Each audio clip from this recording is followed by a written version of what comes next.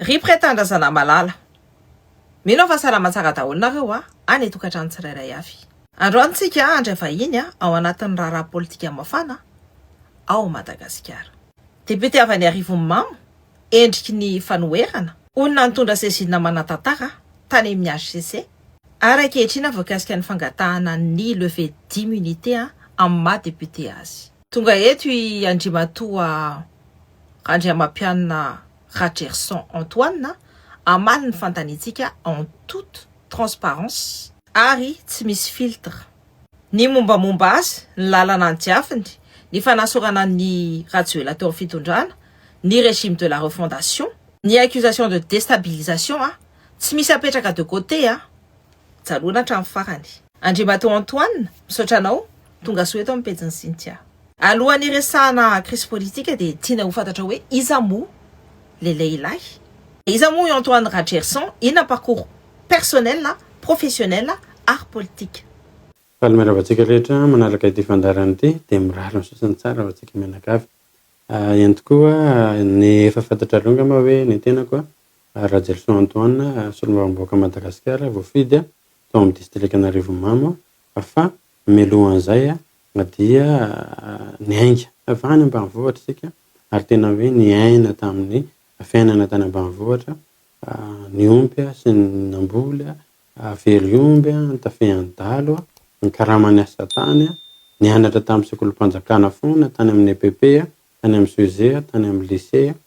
ary nipetraka sy naina tany ambanivohitra lavitra be tsy misy jiro tany no nisy anay. Ankoatr'izay ihany koa dia dingana lalovana angamba dia ny hoe efa filohan'ny fikambanan'ny mpianatra tao amin'ny district Arivomamo, efa filohan'ny zanakan'ny district Arivomamo ihany koa ary efa filohan'ny fikambanan'ny mpianatra na ilay antsoina hoe association des élèves ingénieurs agronomie de Madagascar ary ankehitriny moa zany efa fantatrareo hoe ingénieur agronome ary président syndicat des ingénieurs agronomes malagasy ny tenako amin'izao fotoana izao zany. Dia izay angamba ny ataoko hoe tantara fohifohy raha amin'ny parcours-ko no resahana ao anatin'izany. Député voafidy tao Arivomamo ianao tamin'ny anaran'ny Fivoy ary mipetraka ho non affilié ao amin'ny Assemblée nationale. Na hoe ianao ny safidy toerana politique io fa tsy niditra tamin'ny vondrona parlementaire lehibe. Ankoatr'izay ihany koa dia filohan'ny parti politique fivoitsika na ilay antsoina hoe fiovana ivoaran'ny iny fotony izany. Ny antony nampatonga antsika nanangana an'io antoko moa zany nitsangana tamin'ny 2018 io dia ilay faharesen-dahatra hoe tokony hainga ity fotony ny fanovana sy ny fiovana ary tokony tsy analadrendrano hoe anaraka amin'ny antoko ray lehibe na zavatra sahala amin'izany fa tokony manangana zavatra mihitsy izay maharesy lahatra manana foto-kevitra hijoroana dia iny ny hijoroana hatramin'ny farany ary hoentina miady hatramin'ny farany mba hatateraka an'ilay antsontsika hoe miainga ity fotony ny fanovana ary tokony tonga ity fotony ihany koa ny teti-bola sy ny sisa rehetra ary tokony ny ataontsika hoe ny mpiasa izay karamain'ny vahoaka rehetra na solombavamboaka io hatramin'ny mpiasam-panjakana rehetra dia tokony hanana ilay antsontsika hoe redevabilité na hoe mamerina an'ilay tamberina andraikitra maka ity fotony amin'ny sehatra rehetra zany dia zany no tsy misy fa lasa ny mpiasan'ny fanjakana indray no mitsetsitra ny ity fotony dia mila fanovana, mila fiovana ary mila fijoroana ahafahana mitarika an'izany hatramin'ny farany dia izay ny antony hijoroana, izay ny antony adivana ary izay ihany koa ny antony nananganana an'io Fivoy io niaraka tamin'ny tantsateny ambanivohitra sy niaraka tamin'ireo teknisianina maro samihafa amin'ny sehatra ny tontolon'ny fambolena sy fiompiana ary ankehitriny dia efa misandrahaka izany tsy mijanona ao anatin'ireo teknisianina sy ataontsika hoe tantsaha fa efa misandrahaka amin'ny lavalonynosy sy amin'ny sehatra maro samihafa izany ankehitriny. Nahatonga antsika hoe nitazona an'io hoe non affilié io tsy makasy na makaroa dia efa tena fotom-pisainana ary efa hita ny ainan'ny firenena hatramin'izay hoe miainga avy any amin'ny Ariamaly olona ary mifarany amin'ny antoko tsy fantatra intsony rehefa avy eo miainga vary dia izy foana ny eo dia potika ilay firenena. Ny antony izany dia zao ilay antsontsika hoe nomadisme politique mikisaka noho ny tombotsoa manokana noho ny hanina ilay olona hafa ny nalany anazy avy any rehefa tonga ao anivon'ny antenimieram-pirenena izy dia miaraka amin'ny antoko izay lany eo amin'ny fanjakana izy. Izay no mampatonga an'ilay hoe irmara daholo le olona teo aloha dia lasa fanavozana daholo izy zao zay no nahatonga an'ilay hoe indépendant nalana an'ilay olona lasa irmala izy rehefa avy eo dia zany zavatra zany tsy mety fa matoa manao politika dia manana foto-kevitra ijoroana manana an'ilay ataontsika hoe valeur na éthique politique ihany koa dia ijoroanao hatramin'ny farany iny raha resy amin'iny ianao dia resy ara-poto-kevitra fa tsy hoe voatery tsy maintsy andeha anaraka ny zatso nahazaroa ianao no ny tombontsoanao manokana dia lasa dininao ilay ny fidianany vahoaka anao dia tsy manao an'izay tsika ary tsy ahita an'izay mihitsy mandramaty satria tsy mahasoa amin'ny firenena zany fa mila zavatra maharesy lahatra ho an'ny tombontsoan'ny be sy ny maro ijoroana edifana ary apetraka olo vaintaranaka fa tsy voatery anaraka andreny ataontsika hoe zay folo fitondrana lany na zavatra salam'izany dia ny tombontsoa manokana no lasa voatsely rehefa avy eo. Fanontaniana manaraka ho an'ireo olom-pirenena mijery antsika izay tsy maharaka ny adi-kevitra rehetra en parlementa manao ahoana ny bilan an'ny mandaanao hatramin'izay. Inona avy ny asa concret nataonao tany Arivomamo hatramin'ny nahavoafidy anao dia tia koa rehefa misy député miteny hoe miaro ny vahoaka zay miaro ny vahoaka aho dia matetika ny olona manontany hoe eny ary fa inona marina ny zavatra niova dia inona ny valiteninao amin'izany. Ny mahakasika ny asa angambe ataoko hoe tsy amin'izao mandat zao ihany fa mety efa teo aloha ihany koa dia efa nanomboka an'izany tsika be dia be ny zavatra efa vita be dia be tena be dia be mihitsy tao anatin'ny fisoloana ny tena vahoaka ary ataoko hoe mahasolom-bavam-bahoaka tena be dia be ny ady natao anatin'ny resaka tsy fandriam-pahalemana zany amin'ny resaka halatromby sy kidnapping zany na tamin'ny resaka ady amin'ny tsy maty manoto zany tamin'ny resaka fanampiana ny tantsaha amin'ny zavatra tsy rary menjady any aminy ary indrindra fitondrana lalam-barotra ho an'ny tantsaha ihany koa izay iainany sy velomana eny fotony eny dia zany dia tena natao daholo zany ary tsy adino koa ny resaka famerena maitso indray ny tanàna amin'ny famboleka-hazo mainga eny fotony lafitiniko kely tsotsotra ny zavatra natao tao anatin'ireo dia sahala amin'izao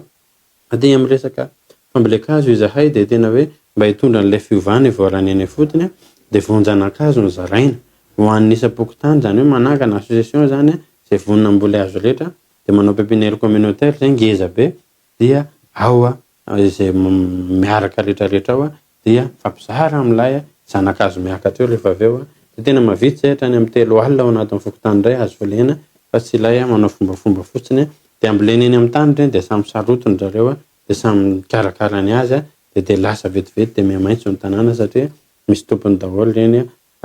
hazo rehetrarehetra ireny misy ihany koa miaraka amin'izay manao an'ilay antsoina hoe famboleka-hazo amin'ny tany iombonana zany izahay zany hoe tambokin'olona ny tany sekoly sy ny sisa mba ahafahana manao fotodrafitrasa iombonana ny aoriana any amin'ny resaka ady amin'ny tsy fandriam-pahalemana indray dia tena hoe nenga tamin'io radio io dia ny fanentanana niaraka tamina olona rehetrarehetra dia nanentana izahay hoe andaontsika irahina raha misy halatromby amina toerana iray dia ataonay ao lavo amin'ny radio dia mifamonjy zay manenjika manakana an'ireny asandalo ireny ary miantso mpitandro filaminana ihany koa anatin'izany zany isan'ny natao zany eo ihany koa ny resaka kidnapping zay tena hoe famonjena ihany koa ny ahafantarana hoe iza ny tena manao an'io ary jerena daholo niaraka tamin'ny mpitandro filaminana rehefa avy eo rehefa voafantatra nafitanany zany rehetrarehetra zany dia le fifandraisana tamin'ilay olona teny fotony fifankatiavana mihitsy ary fifampitsombinana ary tsy natory mihitsy hoe iza le olona nanondro anao hoe retsy daholo le olona ratsy ary nanaovana fanadadiana rehefa avy eo nazahoantsika vava be avy amin'ny mpitahany ny dahalo zany hoe tsy maintsy matinay la omby langa nalainay sy ny sisa ny fitsarana anay famaly tamin'ny tsara ihany koa satria nenjehan'ny fitsarana tamin'izany fotoana zany rehefa nanao an'izany asa zany ary nahitam-boka ny be dia be izy tao amin'ny distrika Anarivomamo dia nihitatra tamina distrika maro be dia be ilay izy ary nisy apahany famaly tamin'ny mpitandro filaminana ihany koa satria zareo efa zatra manao constat fotsiny any amin'ny toerana sasany fa tsy manampy an'ilay vahoaka aingana ary tsy manome asa be nefany voatery tsy maintsy niditra tamin'izany teo ihany koa ny ady tamin'ny tsy maty manota nanangana cabinet juridika zay tsika manampy vahoaka dia misy pahalalana anakefatra nampidiriko ao dia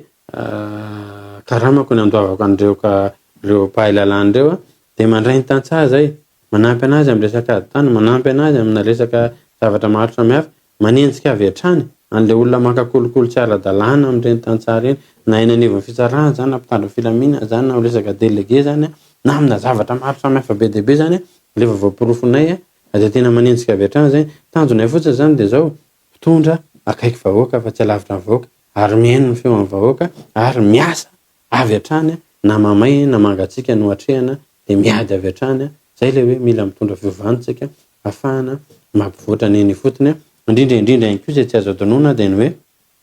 isan'ny mampahantra ny malagasy aty amin'ny tontolo ambanivohitra dia ny tsy fisian'ny lalam-barotra. Tsy fisian'ny lalam-barotra dia mitobaka foana ny vokatra eny an-tsena rehefa miara-mamboly zareo. Miara-mamboly vary dia mitobaka ny eny an-tsena, miala ny vary dia manao voly avitra dia mitobaka ny eny an-tsena. Rehefa mitobaka nefa ny eny an-tsena dia miena ilay vidiny. Ny hanina ataonay dia hoe dahotsika hitady lalam-barotra amin'ny tsena iraisam-pirenena matanjaka be, lalam-barotra amin'ny tsena anatiny eto matanjaka be, dia izay fambolena misy lalam-barotra ny ataontsika haingana ankoatra ny vary, satria iny dia mba mampisy an'ilay ataontsika hoe fidiram-bola fanampiny ao anatin'ny tokantrano. Dia be dia be sy ampiarina nentinay tao anatin'izany tahaka ny fambolena sakay, fambolena kafe sy ny maro samihafa tsy voatanisa, dia tena mampidi-bola ny olona. Dia zany rehetrarehetra zany apahany fotsiny fa be dia be ny zavatra efa natao ary tsy ary voatanisa eto fa navita dingana be dia be tao anatin'ny fifangatiavana, tao anatin'ny firaisan-kina, ary nazahoana olana be dia be ihany koa, satria rehefa tena tianao ilay izy dia te hanovy ianao dia tena miady ihany koa ianao anatin'izay zavatra izay. Ary mitsofoka anatin'ny fitsarana ianao mifamaly ampy tsara satria efa zatra nanao an'iny izy. Mitsofoka anatin'ny resaka alatromby ianao dia mifamaly amin'ilay mpitandro filaminana sy ilay dahalo, mitsofoka anaty fa niady foana tao anatin'izany. Hoe kohatra kely fotsiny tsika zao anankiray dia hoe tao anatin'ny district Anarivomamy nisy dahalo tena matanjaka tao nandrepaka ny omby rehetrarehetra manao tapim-baravarana, ary desta be moa ny anarany tononoko mihitsy satria efa fantatry ny olona rehetra efa nanaovana video research sy ny sisa izy, ary izy io naniraka olona hamonana, ary efa nanakana anaty eny an-dalana nandeha moto tamin'izany dahalo anankifito nanakana anay, zay anankefatra, nandeha moto anankiroa, fa somary nikorotana kely ilay programma dia zay tsy nahafaty ny tenako tamin'izay, satria raha amin'ny sivy tokony ho tonga any amin'ilay tanàna hoe Miantsorivo zay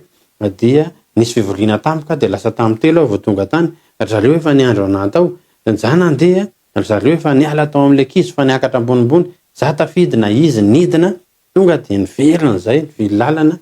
nandeha moto teo amin'izay ny arina taty aoriana iny, zay vao nisy niteny tamiko hoe saika maty ianao tamin'ny anina fa zao nisy olona andrany desta ohatr'izao zany efa niaina zany. Teneniko amintsika fotsiny ihany koa zao ohatrany hoe nisy vonin'olona matsiravina tany Akazobe tany dia nefa migadra 5 taona ilay olona namono, 5 taona fotsiny azo ilay olona namono, zany vonin'olona zany tsy ato-kantsy be mihitsy zany matsiravina, ary avy eo nalevon'ilay olona rehefa avy eo. Ary eny amin'ny tambazotra tsy ampy 3 taona akory no nigadran'ilay olona, dia eny amin'ny tambazotra tsy elasely eny ako mahita dia tamin'ny tele no nahitako hoe ilay olona nanafika tarindray izay nitaraina ny fokon'olona sy ny olona tamin'izany ity tratra manafika rity indray. Lasa ny tenako niaraka tamin'ny avoka sy ny cabinet juridique nijery an'ilay taratasy n'ilay dahalo tao amin'ny fitsarana hoe efa nisy famoahana an'ilay olona ve akoatra n'ilay didy efa mivoaka, tsy mivoaka ilay olona, tonga dia nikarapahana hatramin'ny farany voaroaka daholo ny lehibe amin'ny fonja, ny adjoint ny fonja tao tsy afahatao, be dia be ny voatsoka tao nandritra n'izay fotoana nanaovako an'izay action izay, satria tena nanao action tsika. Teneniko amintsika fotsiny zao nisy mpampianatra tao aminay tao amin'ny lycée tao Arivomamy tao, nitafehan'ny dahalo dia tonga dia nitifiriny dia io dahalo nanafika io aikay miaramila dia anankefatra zareo maty antifiriny ilay Ramose Mahenina tamin'izay fotoana izay, ary maty tsy tradrano. Ireo dahalo rehetrarehetra indray rehefa natao velapantsika tratra daholo, fa ilay miaramila nitsofoka tany anaty camp militaire dia tsy nety mivoaka, ary tsy nety nigadra mihitsy io efa nandritra ny taona lavalava, fa vao tonga solombavam-boaka tsika dia nikarantsika teny amin'ny etat-major mihitsy hoe ireto ny dossier an'io olona io, zandarma maka an'io aty, tsy menareo ny taratasy ny fitsarana, tsy mamoaka ny rehetrarehetra, ka za miteny hoe rehefa tsy ho aterinareo any io dia nareo koa namany fa ho avokako ty zavatra ty dossier ty. Ohatra zany ihany koa nanolanana miaramila anankiray mpianatra amina EPP dia tsy mety mivoaka ao anaty camp izy rehefa avy eo ny gendarme tsy mety maka anazy eo dia nijoroantsika daholo zany efa tena be dia be ny ady nataontsika raha ho tantaraintsika eto fa mila fahasahina ny fitaritana makany amin'izany fampivoarana sy fandrosoana zany dia tena mila fahasahina ohatr' zao ataontsika zao rehefa tsy mety dia tsy mety ary rehefa mety dia mety dia rehefa hoe tsy mety ka mamay le izy ka emoranao dia tsy ho tonga any amin'ilay fanovana mihitsy ianao fa rehefa tena izy mamay iny mihitsy ara no tena edivanao mba hatateraka n'ilay fanovana mba hisian'ilay fivoarana ho an'ny tanindrazana ho an'ny firenena mba elan'ilay fanao ratsy tsy mety hatramin'izay ampahakely fotsiny zay fa raha ho tansaiko eto daholo ny zavatra natao rehetrarehetra dia tena be dia be ary saika ady mamay mamakilay daholo natao mba ho an'ny tanindrazana mba hahafahana mametraka ho avy mamiratra ho an'ny taranakitsika. Mahaliana tokoa zany rehetra zany dia hitanao fa olona akaiky ny vahoaka dia hitako ianao fa tsy manao ny andraikitra ao communautaire tsy ampy ilay finiavana na dia zany ary député ianao misy fanontaniana ity mbola manao ny andraikiny tsara ve ny assemblée nationale sa lasa fankatoavana fotsiny ny fanapahan-kevitry ny fitondrana. Ny olana zany la mahakasika ny antenimieram-pirenena dia efa fantatritsika angamba hoe eo amin'ilay resaka azon-damosina foana ny tena olana zany hoe tsy manana an'ilay foto-kevitra hijoroana fa raha lany amin'ny antoko indépendant izy avy any ataontsika hoe tsy parti indépendant moa zany fa raha lany amin'ny indépendant izy avy any dia lasa herimara ny betsaka rehefa avy eo lany amin'ny antoko hafa izy any dia mivadika herimara rehefa avy eo zany hoe tsy manana an'ilay azon-damosina intsony izy zany fa lasa manana fironana makany amin'izay mpitondra firenena zany tokony ho izy nefany dia io antenimieram-pirenena io nataontsika hoe manana ny fahefana rehetra izy no manapaka mandany ny lalàna ho ampiasain'ny mpampiatra lalàna izy no mandany ny teti-bolam-panjakana ho ampiasain'ny mpanatanteraka zany hoe raha tena miasa tsara araka ny tokony ho izy zany izy dia afaka manova zavatra maro eto amin'ny tany sy ny firenena raha renihetsika tamin'ny 25 septembre nanonganana ny filoham-pirenena teo aloha Andry Nirina Rajoelina ireny dia tokony tsy nisy kory satria ranjolo ny ataontsika hoe ny solombavam-bahoaka nanala an'ilay filoham-pirenena satria efa tsy mety intsony ilay fitantanana dia tsy nisy ireny zavatra ireny fa tao anatin'io antenimera eo ihany dia vita fa ny olana na efa hita an'ilay solombavam-bahoaka zao raha fa tsy mety ny ataon'ilay filoham-pirenena na ilay mpitantana ohatran'ilay tranga farany teo hoe ilay antenimera mihitsy manofoka ao anatin'ny programa hoe andeha hosoloana ilay mpikambana anankiroa ao anatin'ny ACC nefa tena tsy azo atao ary foatana mahafaty mihitsy zany dia mbola mandeha ihany ilay programa mbola andeha ihany ilay fandaniana raha tsy nidradradradraina ny tenako rehetra isany mahasamby tena mijoro hoe tsy mety anie zao zavatra ataonareo zao fa maninona manao zavatra sahala amin'izao dia ohatr'izany foana le izy ohatra le fambolena vary hybride teo efa hita fa misy aretina le izy tamy avany misy an'izao tsy mety eto amintsika satria tsisy motsy tsy misy miteny fa mitehaka daholo zao lasa le fanjakana teo aloha vadika manaratsy an'ireny indray izy nefa nizy ary tao ihany zay zany no mila intsika eto amin'ny tany sy firenena ny zavatra tokony atao ao anatin'izay manko dia ny rafitra ao anatin'ny constitution mihitsy no apetraka be ho an'ny antoko politika zany hoe zay olona mitsofoka ao anatin'io antenimera io dia tokony tsy afaka mivadika makarina makary na mivadika maketsy na makeroa mba hialana amin'ilay fanarahana tombotsoa manokana izany. Ndao hiverina amin'ny octobre 2025 tamin'ny octobre 2025 ny assemblée nationale dia nisafidy ny fanesorana ny Andry Rajoelina tao amin'ny fitondrana tao anatin'ny tolom-bahoaka crise politika ary ny fidiran'ny maramila. Tao aorian'izay ny HCC dia nanambara fa banga ny toeran'ny filoham-pirenena sy ny président du Sénat ary nalasa ny fahefana maramila notarian'ny Mikael Randrianirina andray ny asan'ny filoham-panjakana. Tamin'izany fotoana izany inona marina amin'ny position anao? Raha mahakasika ny hetsika tamin'ny 18 volana septembre 2025 moa zany ny hetsika nanalana filoham-pirenena teo aloha Andry Rajoelina dia ataoko hoe ny tenako angamba anisan'ny loharano fototra mitarika nakany amin'ireny satria nahoana atsika dia tena nijoro foana ary tena nanahirana ny fanjakana teo aloha iny mihitsy izay fijoroantsika zay ny eny antsika daholo ny karazana antsonjay rehetrarehetra tamin'izany fotoana izany tahaka ny hoe nanakatonana ny radio amin'ny alalan'ny taratasy avy amin'ny ministera ny tahaka ny hoe brouillage ny radio ihany koa tahaka ny hoe eny an-dalana eny tsika tonga de samborina de savaina tanteraka mihitsy ny fiaratsika ao anatin'izany mba ijerena hoe so misy zavatra hafa tampoka ao anatiny ary navelatsika nijery malalaka elingelenina tamin'ny fomba rehetra mihitsy tsika tsy navoaka ny sehady sy ny sisa satria tsy mety hiaraka amin'zareo de ny angamba ny teniko hoe nitrotry izahay tamin'ny fafito ambin'ny folon'ny volana septambra satria tsy zaka tsony tambatra daholo ny rehetrarehetra ny olona leo de lestage ny fitantanana ny raharam-pirenena tsy mandeha izay araka ny tokony ho izy de nitrotry izay nitarika grevy teo Amelitosika ary tena nafana tamin'izany satria fanenjehana eran'ny tanàna ny tenako tamin'izany fa tsy tratra satria izaho ny mahalala ny elakela-trano eo fa tsy ry zareo miaramila sy ny zandarma vaty Antananarivo nidina tany tamin'izany de tena tsy tokotsofiroana fa tsy tratsy voasambotra tsika tamin'izany fa tafatsoko tsika satria efa niomana ny ala ihany koa tsika no ny antony efa fantatra mialoha fa tsy maintsy isambotra zareo satria tsy tian-jareo ilay zavatra ataotsika ny fijoroana moa zany de zao ny antsika zany io efa farisen-dahatra trany anaty hoe tena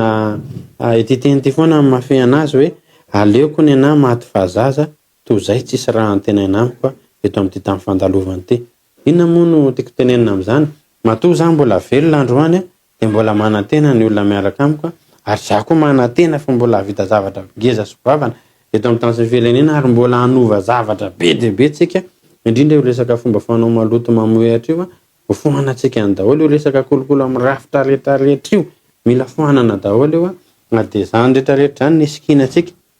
ijoroatsika hitaritatsika satria efa solo tena ny vahoaka tsika zao mindrandratsika ny vahoaka mba hitarika an'izany mba hatongava an'izany tena hoe fiadana an'izany satria tsika mihira foana rehefa mihira reram-pirenena hoe iadana sy finaritra ho sambatra tokoa izahay nefany fiadanana tsy misy ny asambarana tsy misy fijaliana foana no hita eto. Madagascar Tribune de nilaza fa ianao anisan'ny olom-boafidy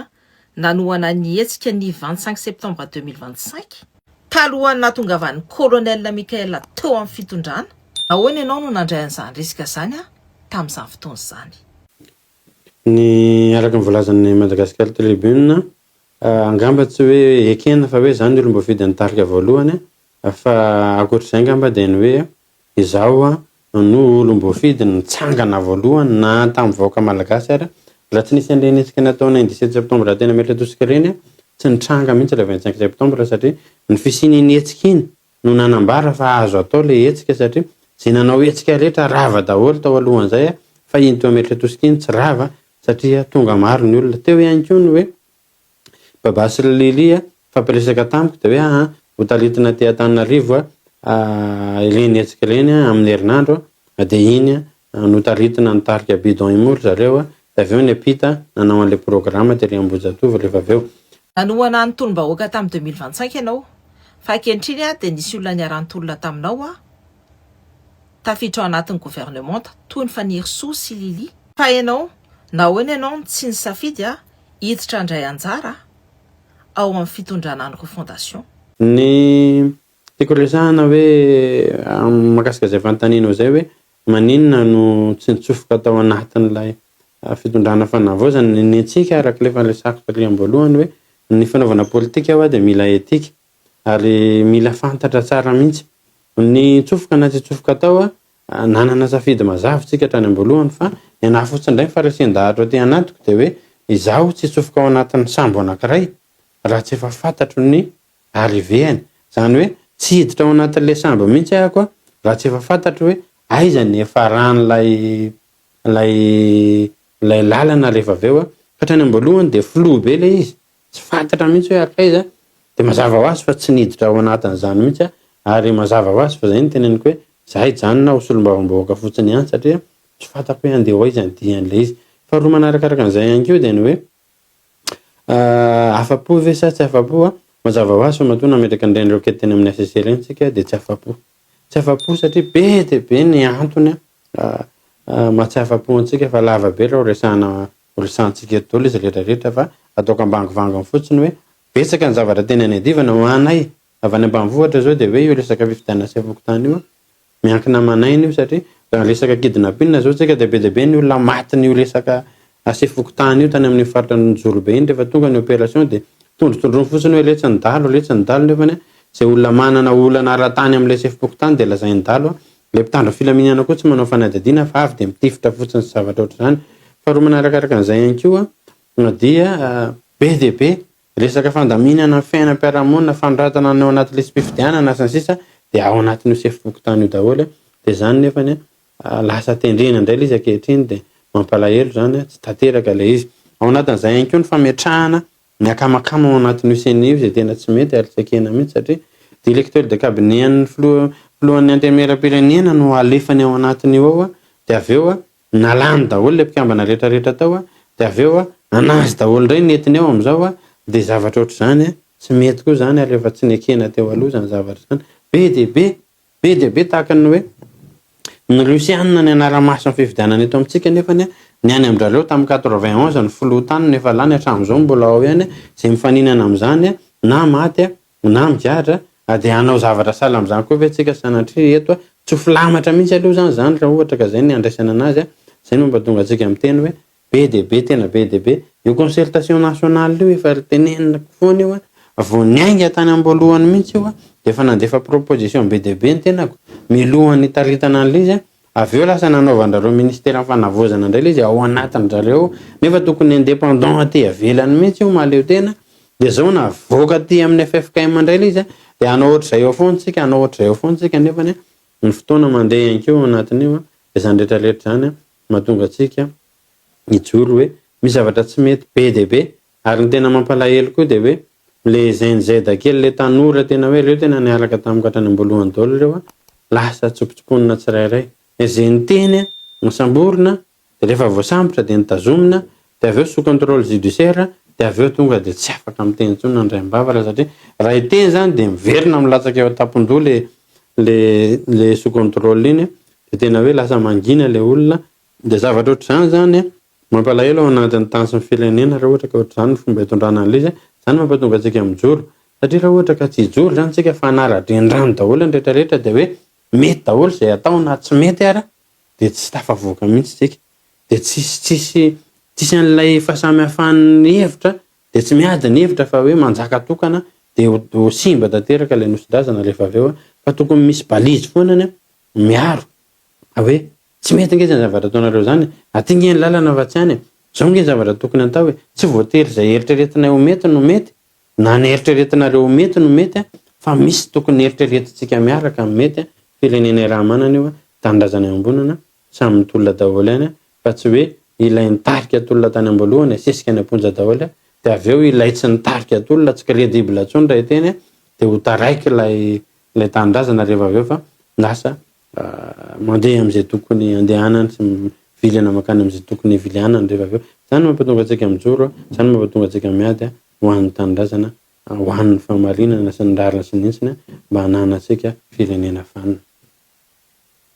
Tao aorianan'ny Oktobra 2025 dia maro ny olo-pirenena nanantena fiovana lalina. Colonel Michael dia napetraka ho fahefana mitarika ny transition tao aorian'ny fanapahan-kevitra ny HCC tamin'ny 14 Oktobra 2025 tamin'ny fiandohany inona ny position anao manoloan'ny fitondrana refondation. Mahakasika ny fitondrana miaramila taritin'ny Colonel Michael moa zany dia ngamba isika nitolona isika tena niady ary tapaka hatramin'ny tanana mihitsy hatramin'izao mbola bila tanteraka fa tsy mety mihitsy intsony ty tanako akavity dia tena hoe nanana espoir tany amboalohany nanantena hoe iova amin'izay ny tany fa ity misy olona olom-baovao olon'Andriamanitra olona ty an-tanindrazany ary tena isy fiovana goavana eto Madagasikara. Rehefa nandeha nefa ilay izy tena hoe tsy ampy amam-bolana tsy ampy herinandro tsy ampy tapa-bolana akory dia nisy olona nanaloka be dia be izay olona tena nanana ny tantarany sy ny rantsan-tanany lava teto amin'ny tany sy ny firenena amina resaka kolokolo sy ny sisa dia efa tena tsy tafatombona intsony tsika hoe reto olona reto dia tsy saina hafa tsy ny azy ihany ary reto olona reto dia tsy hanao hafa tsy izay mampety anazy ihany ary reto olona reto dia efa nisy tantara ohatr'izao dia manino ireo asanareo raha natsikaritra efa nanao fandaharana be dia be tsika efa niteny foana hoe président raha ohatra ka tianao ny azahoana an'ilay atsaona hoe fahatokisana avy amin'ny vahoaka dia asolo ireo olona manodidina anao manana tantara maloto teto amin'ny firenena, manana dosie maloto fa manara-tsendrika an'ilay fitondranao. Vao maika moa mpiara-dia aminy mbola nanao hoe Andriamanitra kelinay ireny izao dia lasa tena tsy tafavoaka intsony ilay izy. Rehefa avy eo nefany nataony tanana ihany koa amin'ilay zavatra mitranga ty ambadika sy izay fantatra rehetrarehetra dia tena mbola manahirana ny saina ihany koa mieritreritra anazy ary izany isan'ny nanosika antsika hoe tsy tafapetraka intsony ilay fahatokisana ary tsy izao irery ihany fa hatramin'ny malagasy rehetra, eo ihany koa ny aveka, eo ny rehetrarehetra samy mitaraina daholo satria na teto anivon'ny antenimieram-pirenena ary dia hoe ilay ataontsika hoe solombavam-bahoaka Irmara sy miaraka tamin'ny fitondrana teo aloha lasa miaraka amin'ny fanavozana daholo. Ataontsika hoe nisy fotoana raha nasikalitra nareo ilay groupe raha niaraka tamin'ny temasy ny sisa rehetrarehetra eny lasa miaraka amin'ny fanavozana daholo ihany koa. Ataontsika hoe fa tena lasa vilana tanteraka mihitsy ilay izy raha izany ny azo ilazaina anazy dia izany foana mbola nahampatsahivina hoe nareo io anie lasa mila miverina kely fa ilay toky ilay vahoaka mihitsy no sahirana ao anatin'ilay izy. Ilay izy tokony averina foana hoe nisy tolona natao teto natonga an'izao tsy mibasy raha mibasynareo rery na tonga dia nakanana io zavatra hafa mihitsy ny tantara teto mety nisy akitifitifitra be teto na tsy haiko ny resaka reconnaissance internationale koa zavatra hafa mihitsy no nitranga fa nisy andreny etsy bahoaka ireny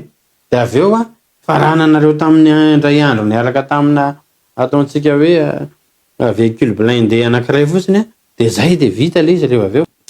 hoe ny voaka ny véhicule blindé dia azo tamin'ny indray andro iny ilay izy dia avy eo lasa tsy considerena intsony ilay mpitolona rehetrarehetra fa lasa ilay olona fanjakana teo aloha daholo no mandrakotra n'ilay fanavozana dia lasa misalasala be ihany ny olona ary mbola ny tena zava-doza ary ilay olona nitolona rehetrarehetra alefa ny amponja daholo fa ilay olona fanjakana teo aloha no lasa omena sehatra amin'ny sehatra rehetrarehetra dia mampalahelo raha ohatra ka ohatr'izay nitondrantsika ilay firenena fa ny amin'ny teny foana hoe ny hevitra tsy voatery mitovy ny hevitra tera-bary ary hevitra ifanakalozana no mahatsara fihavanana ary tokony ahainy foana dia ahay akalesona foana ihany koa satria ny olombelona mijery ny olombelona mahita ary ny olombelona mitroatra amin'ny oratsy am-pozina dia zany tena tokony akatsika lesona foana zany fa indraindray tsika mieritreritra hoe mandeha ilay izy dia mandeha foantsika dia hoe zay zao ny eto amin'ny fanjakana dia manao pression manao andretrarehetra zay manotohana anay dia ataonay an'izao ngamba tsy antsony ilay izy tsika nge tokony mahay makalesona amin'ny lasa foana tsika mba ahafahantsika manatsara no avy fa tsy hoe ikorotana eto foana ny tasy ny firenena ao anatin'izany rehetrarehetra zany zay ngamba raha ataoko ambangivango ilay izy dia ny tena mampalahelo ihany koa anatin'izao zavatra rehetrarehetra zao isan'ny tena hoe nakivo sy nadiso fanantenana ihany koa ty fampiasana compte fako ty io tena hoe nataon'ny fanjakana teo aloha mampiasa compte fako be dia be avokoa izy rehetrarehetra manao tena efa manarivo ny amanaly ny atapitrisany tsy hainao intsony hoe firy nisy an'ilay izy dia lasa ohatr'izany ny fomba iainantsika ao anatin'ilay izy dia mampalahelo ny firenena raha ohatra ka ohatr'izany nitondrana anazy fa tokony hoe joro amin'ny marina sy nintsana sy ny fahamarinana dia izay tena hoe hevitr'olona olona misy no ampiadiana fa tsy resaka mampiasa zavatra tsy manjary ohatran'izany ao anatin'izany ihany koa no hoe isan'ny tena hoe mbola makivo no mahita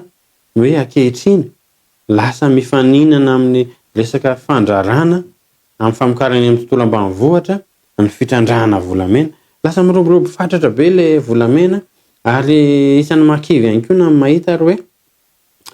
eto Madagasikara ny resaka permis d'exploitation minière rehetrarehetra fitrandrahana renakibon'ny tany tsy mipetraka ara-dalàna tsy fantatra intsony hoe izy manana inona ny an'izy ny tena izy ny an'izy ny volotsiloza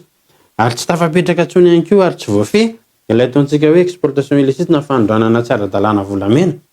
nefany ny ataon'ilay fanjakana antsika hatramin'izao roplanina iskanina an'ilay arena no afarany ilay taratasy tsy voafehy ilay fanondranana tsy ara-dalàna tsy voafehy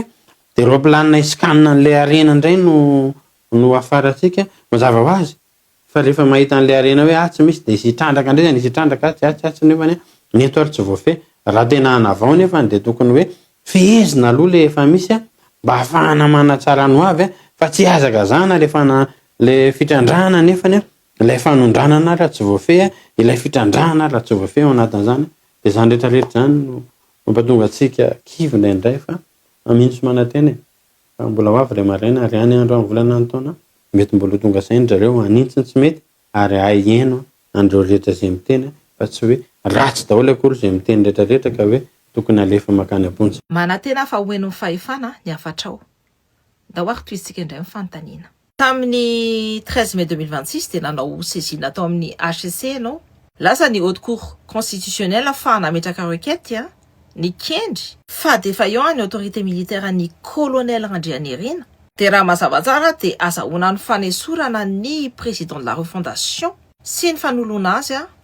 amin'ny autorité militaire hafa. Fa manina ianao no nandray an'io andraikitrio? Pourquoi avoir pris cette initiative? Raha ny mahakasika ny requête teo anivon'ny HCC ngamba no azavaina de somary lavalava tena lava be mihitsy izy iny fa raha fitiniko de ny hoe ny fitondrana amin'izao fotoana zao de nisafidy ny anaraka ny lalam-panorenana araka ny fanapahana nataon'ny HCC tamin'ny 14 octobre 2025 dia nisafidy ny anaraka ny lalam-panorenana izy. Ilay lalam-panorenana nefa tsy ajainy mihitsy ilay sortie de crise izy sika tsy ajainy zareo izy tsy arahany araka ny tokony ho izy madia nanao rappel anazy tsika tamin'ny alalan'ny fametrahana n'iny requête iny hoe tsy ajainareo ty lalam-panorenana ty ity zany ny sazy mety hiatra aminareo amin'ny mahazava-dehibe an'io lalam-panorenana io satria tokony arahana tahaky ny anak'Andriamaso raha zay ny voalaza ao anatiny io fa tsy afaka hivilivilianana na amboarimboarina na maelana io lalam-panorenana io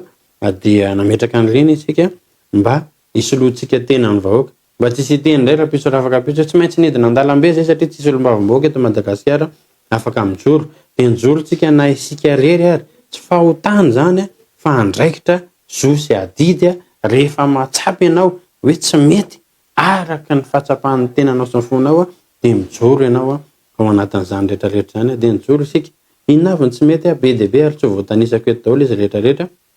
fa mila mandinika zareo ary mila mamaky an'iny requête iny efa tsy lany moa zany le izy efa tsy recevable le izy teo anivon'ny HCC de ny anahy mipetraka fotsiny hoe vita ny adidiko amin'ny masolo mba mivoaka anahy masolo tena mivoaka anahy nanao ny dingana ako mba ahafahako mitondra zany feo amin'ny vahoaka zany fa rehefa tsy lany le izy de zay zany navoaka ny HCC de manaja an'izay aloha ny tenako fa kosa mbola mangataka foana ny ako ho an'ny fitondrana ankehitriny hoe mba avakio reny zavatra nataontsika requête reny ary mba raiso lesona ahitsio reny raha pitso raha afaka pitso fa efa eo nalolo zany araka ny fanapahan'ny HCC de mba ahitsinareo reny mba tsy hanao andreny tsy mety reny tsony nareo ao anatin'izay rehetrarehetra zay. Fa roa manarakaraka an'izay ihany koa de ny hoe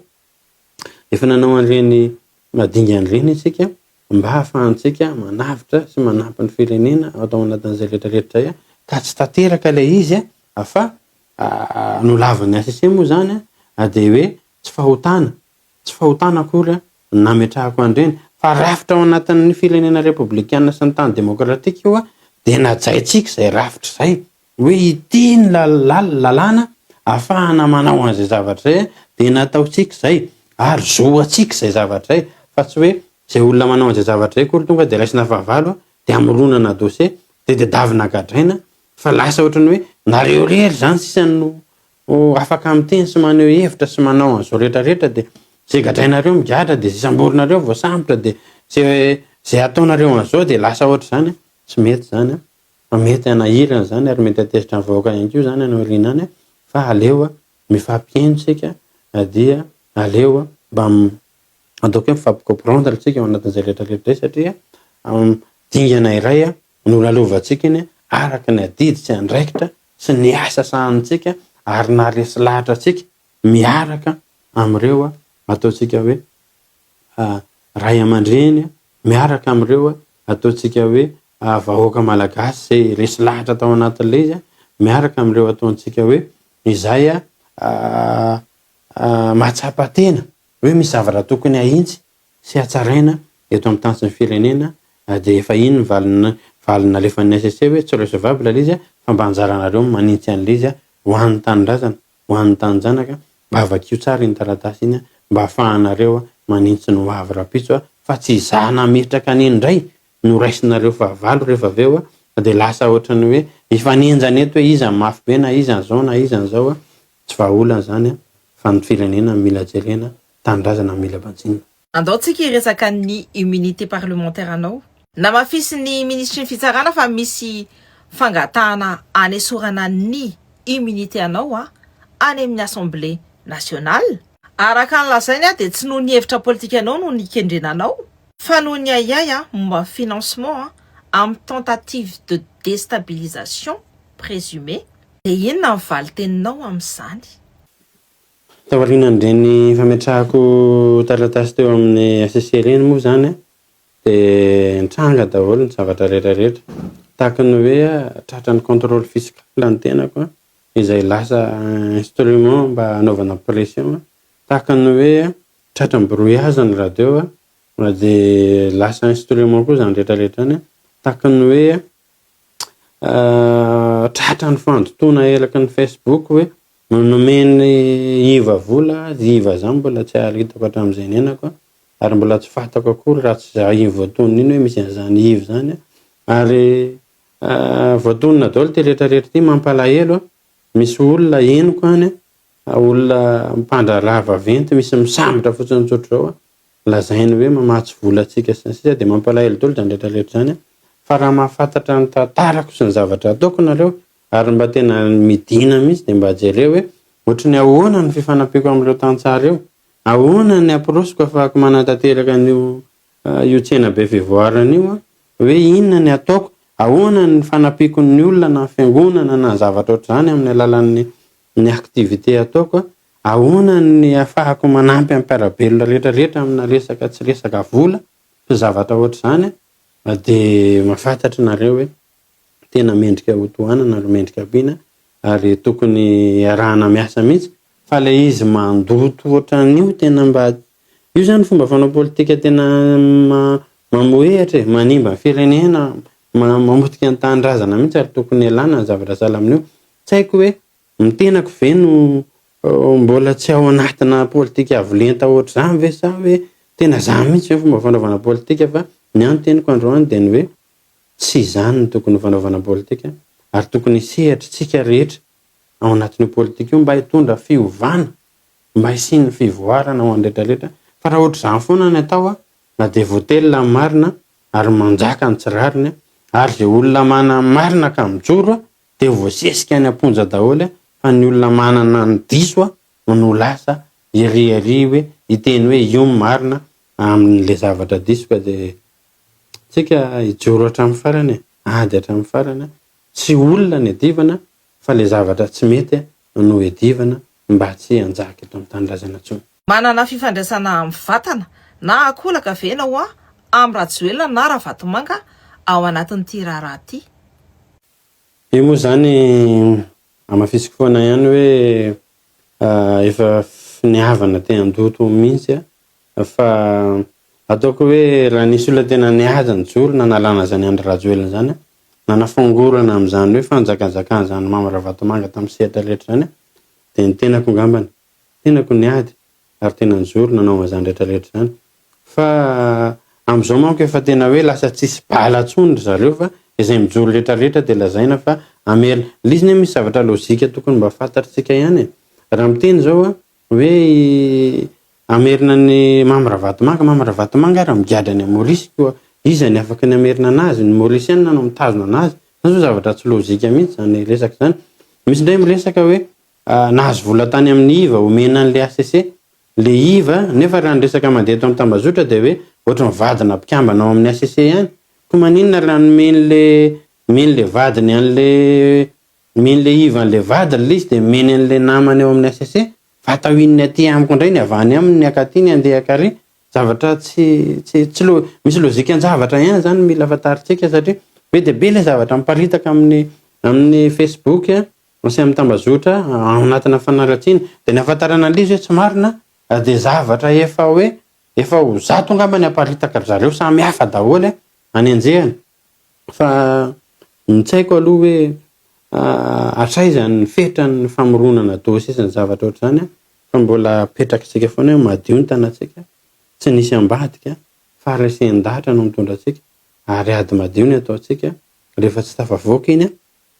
dia janony eo ny dingan'ara-dalàna afaka ataoko tsy misy afaka ataoko tsony fa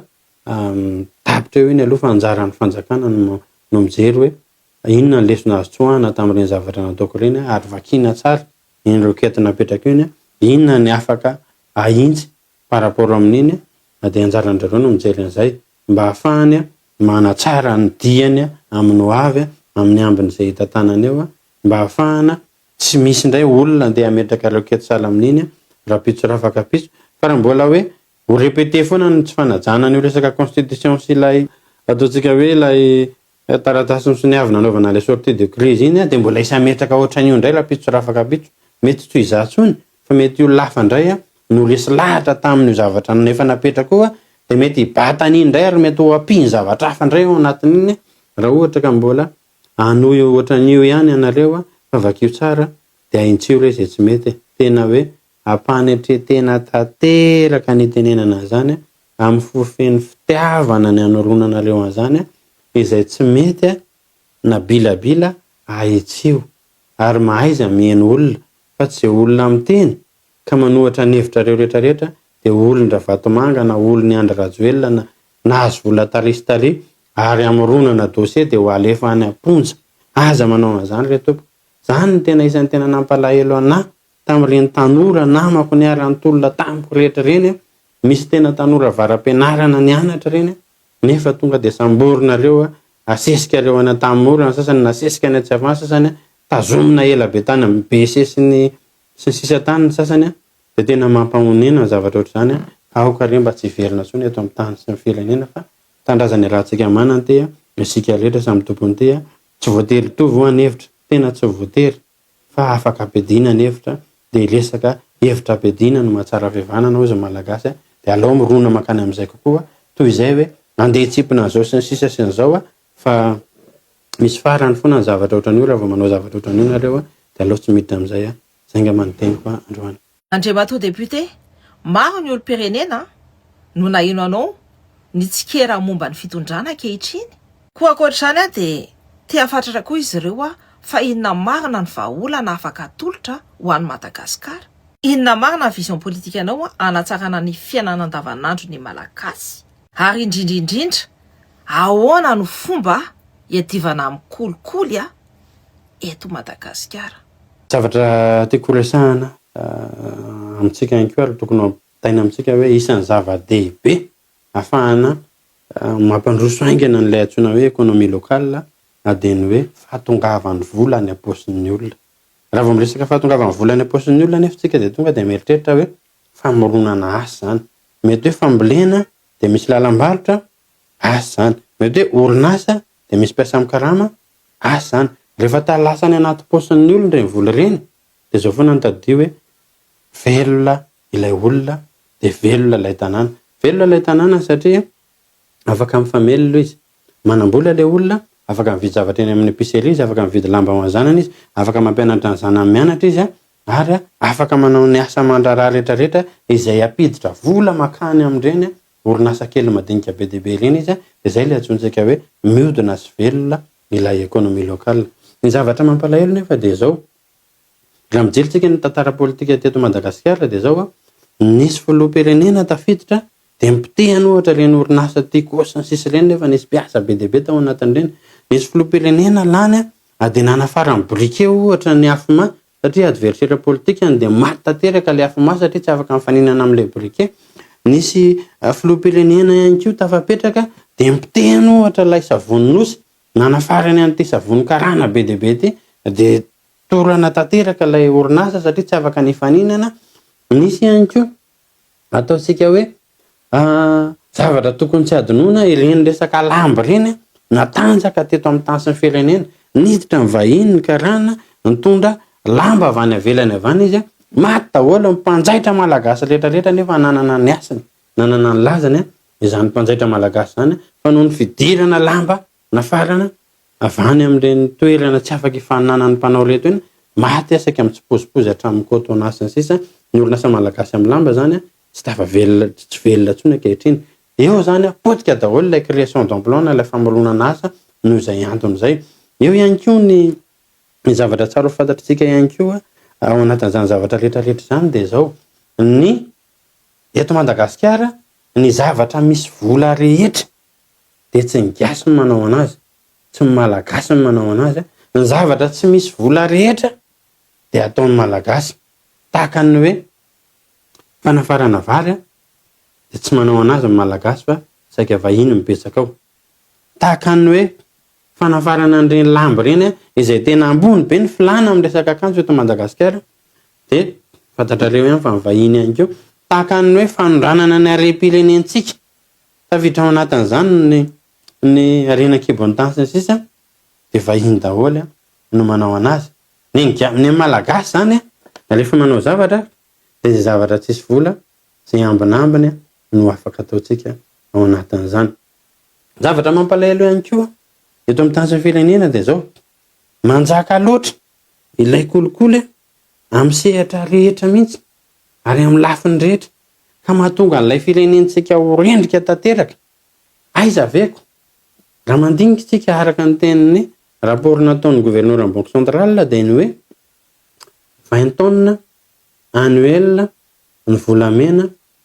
exporté illicitement zany hoe naondrana tsy ara-dalàna. Izany 20 tonnes zany nefa tonga any amin'ny 3 milliards de dollars mahery any zany. Dia izany volamena zany tsy misy rapatriement de devise, tsy miverina eto ny vola ny varotana an'izany.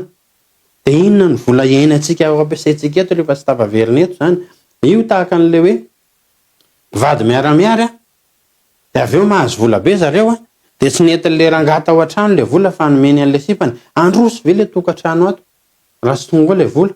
Tsy androso. Ohatr'izay koa ilay Madagasikara tsy androso satria lasa ny a Dubai. Rariny loatra raha ny trano any Dubai no mijoalajoala fa ny eto amintsika totitra ny lakan-drano, totitra ny tanimbary noho ny fangadiana volamena. Zavatra ohatrohatr'izany zany mba tiako resahana amintsika androany mampatonga antsika hijoro foana ihany koa. Io resaka kolikoly amin'ny lafiny rehetra io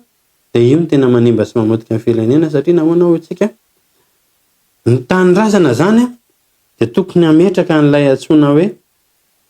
redevabilité ny mpitondra. Ny tsara ve mba redevable amin'ny olona raisiny. Zany hoe mila mamerina an'ilay tamberina andraikitra. Mankany amin'ilay vahoaka raisiny izy, tsy manao kolokolo izy, mandray tsara ara-dalàna, tsy manao favoritisme na zavatra ohatr'izany. Inona ny sazy tokony azo an'ireny olona ireny raha manao zavatra sahala amin'izany? Ny mpitaky hetra mba maka ny ara-dalàna, tsy mieritreritra izay tombotsoa be ho azy fa mba mitsofoka ara-dalàna amin'ny kitapo-bolam-panjakana ary tsy manasola an'ilay malagasy andeha-dohetra. Sahala amin'izay daholo ny amin'ny sehatra rehetra izay tsy ho voatanisako hoe ny any amin'ny douane mba ohatr'izay ihany koa mba miditra tsara ny volam-panjakana. Ny malagasy anie samy vonona ny andohetra daholo fa ny olana dia zao aloha le hetra nefa tsisy foto-drafitra tonga any fotony. Any fotony ihany na ny karama amin'ny tsy efim-pokotany raha tsy voalova mitambatra 3 taona. Nefa ny 5 alina ariary isam-bolana, nefa ny voatrinona ny vola tantana ny fanjakana fohy be. Dia zavatra ohatr'izany no mahatonga antsika hoe misy zavatra tokony hovaina be dia be ary ny tena mila hovaina voalohany dia resaka kolikoly io. Tsy maty manota. Reo aloha. Ankoatr'izay mandeha ho azy daholo ny ambiny rehetrarehetra. Ny insécurité sy ny sisa mampatonga ny insécurité mianaka noho ny kolikoly mianaka ao anatin'ny fitsarana. Fa raha izay tonga amin'ny fitsarana ka nanao ny adalàny gadra daholo tsisy manao ratsy intsony ny olona. Ny olona aneo avonina ny andohetra ara-dalàna araka ny tokony ho izy raha misy ilay tamberina andraikitra ataon'ny fanjakana amin'ny foto-drafitr'aseny fotony. Fa noho tsy fisian'izay mitsoaka mihitsy ary ny ataony hoe lasa ny rerian'indray ireo vola ireo. Izany zavatra zany mila jerentsika, mila mpandrosoantsika ary mila mandray anjarintsika mitondra ilay fiovana ahafahana mampandroso. Ary be dia be ny zavatra tokony atao eto amin'ny resaka famoronana asa tahaka ny hoe inona ny anafarantsika ny menaka io menaka io firy million de dollars isam-bolana ny filana raha menaka tsika eto. Nefa maninona ilay izy tsy tsy eto mivokarina. Raha vokarina eto ne io ny tantsaha mamboly soja, mamboly voanjo, le orinasa lehibe manodina, ny zanaka malagasy miasa ao amin'le orinasa lehibe, mivoaka ny vola rehefa avy eo tsisy hoe andeha hividy an'izao arifa, miverina makany amin'ilay tantsaha, verina makany amin'le mpiasa malagasy, mihodina any an-tanàna ny vola. Rehefa mihodina any an-tanàna va le vola, dia velona ny ekonomia lokala satria latsaka ao anaty paosy, afaka mividy sokany, laoka sy ny sisa ny olona, afaka mividy akanjon-janany, afaka mampianatra ny zanany, afaka mamboatra trano, afaka manao rehetrarehetra. Fa rehefa tsy miditra le vola, tsy créentsika le emploi, tsisy ninina ho ataontsika eto, fa zany mila fandinihana lalina ary mila mametraka rafitra indrindra na resaka banque zany, na resaka financement zany, na resaka zavatra salama zany zany, misy structure tena mijoro tsara. Lava be raha ho resahako eto zany, fa tiako resahana aminareo ambangivanginy fotsiny, ahafantaranareo hoe misy foto-kevitra tena ijoroana ary misy zavatra tena maharesy lahatra atsika. Zavatra tena tokony atao zany dia mila mpitondra akaiky vahoaka, mila mpitondra miaradia amin'ny vahoaka, ary mila mpitondra tsy lavitra amin'ny vahoaka satria lasa lavitra be loatra le mpitondra sy le entina. Dia rehefa mifanalavitra be loatra ireo mpitondra sy entin'ireo, dia inona ny zavatra mitranga? Lasa manararoatra ny eo anelanelany eo. Raha iantso le entina aty, tsy hoen'ilay mpitondra aty. Ilay mpitondra aty koa nefany tsy manana accès amin'ilay entina aty. Rehefa avy eo lasa ilay eto anelanelany rehetrarehetra mitsetsitra an'ilay entina daholo, managadra an'ilay entina amin'ny tsy ara-dalàna rehefa tsy mamoaka vola, dia lasa zay ny sary miseho amin'ny sehatra rehetrarehetra, tena amin'ny rehetrarehetra mihitsy. Raha mijery any amin'ny miaramila tsika izany rangazement militaire zany mbola tena farany enjana kolokolo ao anatin'izany. Raha miresaka any amin'ny fitsaransika, izany fampidirana magistrat zany, impira vaina, impira verina, no ny resaka kolokolo ao anatin'izany. Raha resaka fampidirana mpampianatra franc-maçon-sisitsika, tsy ho teneniko tsony ao anatin'izany, fa tena be dia be. Ary ny fanjakana zany dia tokony hanafonana io resaka kolokolo io amin'ny endriny rehetra, amin'ny sehatra rehetrarehetra, ary tokony hametraka zany zéro tolérance zany. Raha vao tsy entitra tsara ny lohany dia tsisy fiovana mandeha eo. Ka zany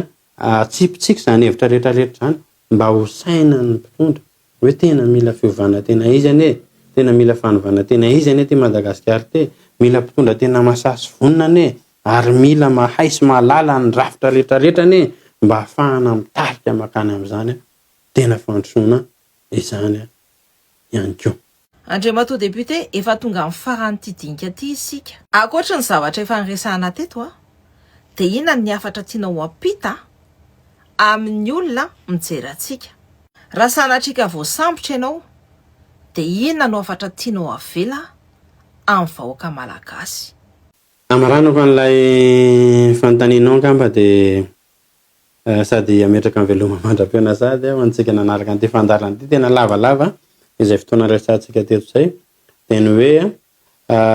isika ne ataoko hoe miady amin'ny rariny sy nitsiny, miady amin'ny fahamarinany, ary tsy tokony hitako ngamba hoe inona no tokony nisamborana antsika. Io averiko foana hoe tsy fahotana, tena tsy fahotana velively ny nametraka andreny taratasy ireny teny anivon'ny ACC, fa noho ny faharesen-dahatra tato anatiko, noho ny fahitako ny menomenonan'ny olona ao anaty tambazotra, noho ny fahitako ny fandraisana anjara ny évêque, noho ny fahitako an'ny ilay ataontsika hoe didy navoakan'ny ACC tamin'ny 14 octobre 2025,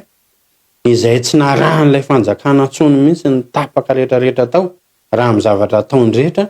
dia hoy zaho hoe fotoana kosa ankamizao tokony hijoroany. Dia nijoro isika, dia inona navoakan'ny ACC, dia rehefa inona navoakan'ny ACC dia non recevable zany ilay izy,